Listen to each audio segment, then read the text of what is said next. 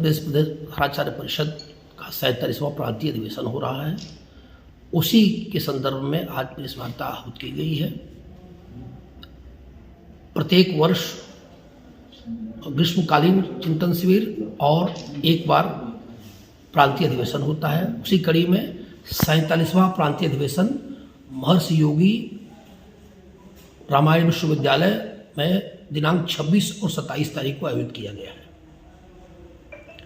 इस आयोजन में पूरे प्रदेश से प्रधानाचार्यों के प्रतिनिधि आते हैं।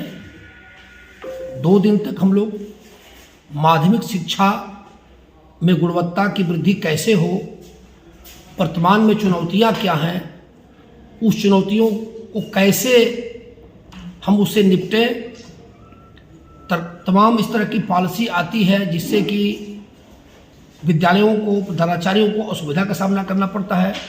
उसको भी हम लोग संकलित करते हैं और समय समय पर शासन से इस पर वार्ता करके उसके समाधान कराने की दिशा में प्रयास करते हैं।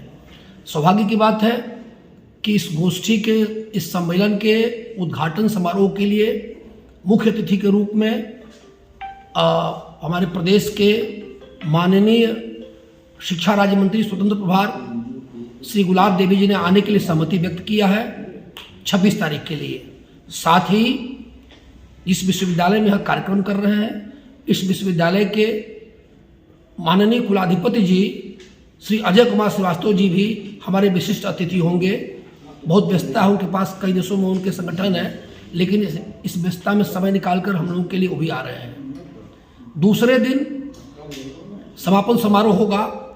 उस समारोह में हमारे मुख्य अतिथि के रूप में उत्तर प्रदेश शासन के अपर मुख्य सचिव श्री पार्थसारथी सेन शर्मा जी हमारे मुख्य अतिथि होंगे और उन्होंने इस बात के लिए उत्सुकता जाहिर किया है कि प्रधानाचार्य अभी जल्दी ही चार्ज पाए हैं कि शिक्षा की बेहतरी के लिए प्रधानाचार्य क्या सोचते हैं, मैं नज़दीक से जानना चाहता हूं।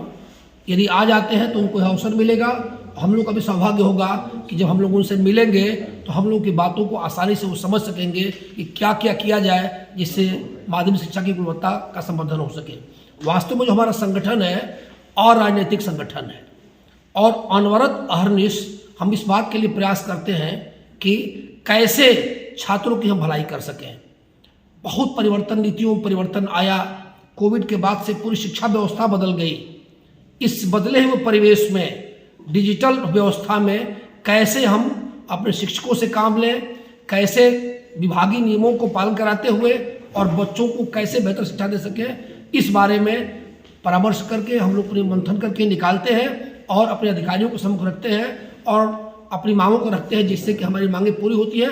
कुछ एक मांग इस बीच में पूरी भी हुई है और हम आशान्वित हैं कि चूँकि हमारे प्रमुख सचिव बहुत ही प्रैक्टिकल आदमी हैं, व्यवहारिक चीज़ों को समझते हैं, तो हमारी बातों को सुन करके उनका भी उद्देश्य है कि शिक्षा कैसे बेहतर हो। कल आप लोगों ने देखा होगा अखबार पढ़ने के लिए उन्होंने प्रेरित किया शासनादेश के माध्यम से कि बच्चे अखबार पढ़ें, जैसे उनमें सृजनशीलता आए, उनके अंदर रचनाधर्मिता आए, उनके अंदर चीज़ों को समझने की क्षमता आए, वैज्ञानिक सोच आए। तो ग्रास रूट लेवल पर उनके सोच का प्रयास है कि शिक्षा बेहतर हो। तो दोनों लोगों का प्रयास भी वही है, हम लोगों का भी है, उनका भी वही है।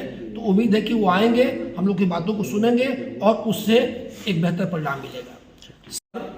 हमारे प्रदेश कार्यकारिणी का भी गठन होता है, उसका भी कार्यकाल पूरा हो चुका है।